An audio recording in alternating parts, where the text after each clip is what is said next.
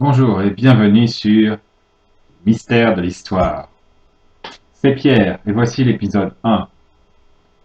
Dans l'épisode d'aujourd'hui, nous allons parler de l'Europe, de l'histoire européenne, au temps de l'Empire romain. Ou plutôt, devrais-je dire, au temps de la République romaine. Car, vous ne le savez peut-être pas, Rome fut une république avant de devenir un empire.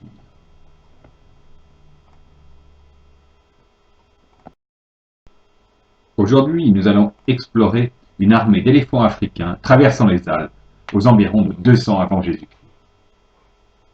L'histoire de Rome est l'histoire de la mer Méditerranée. Sur tout le pourtour de la Méditerranée, les nations commerçantes ont construit des ports afin de contrôler les eaux et le commerce. Le grain égyptien nourrit les bouches de Rome.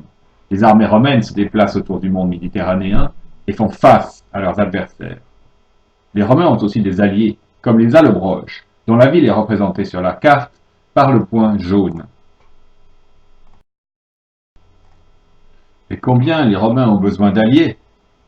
Sur les côtes d'Afrique du Nord, située dans la Tunisie actuelle, s'érige Carthage, d'après Carte Hadaft, ou ville nouvelle. Elle fut construite par les Phéniciens de Tyr, Sidon et Byblos, au Liban actuel. Elle parle le punique, qui est un langage de la famille sémitique, apparenté à l'hébreu. Et elle est en guerre contre Rome depuis la première guerre punique, âprement combattue, contrôle de l'île de Sicile.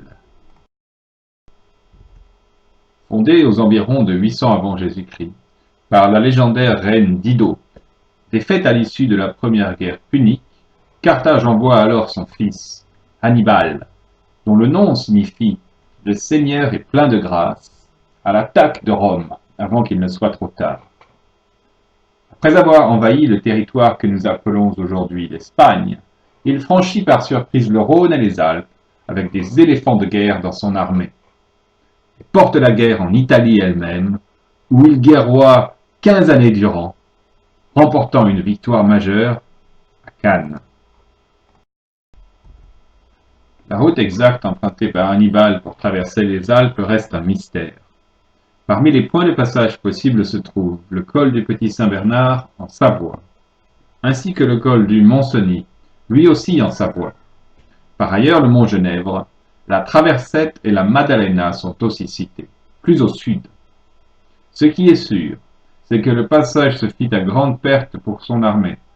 On estime qu'il perdit la moitié de ses 50 000 hommes au cours de la traversée, et quelques éléphants.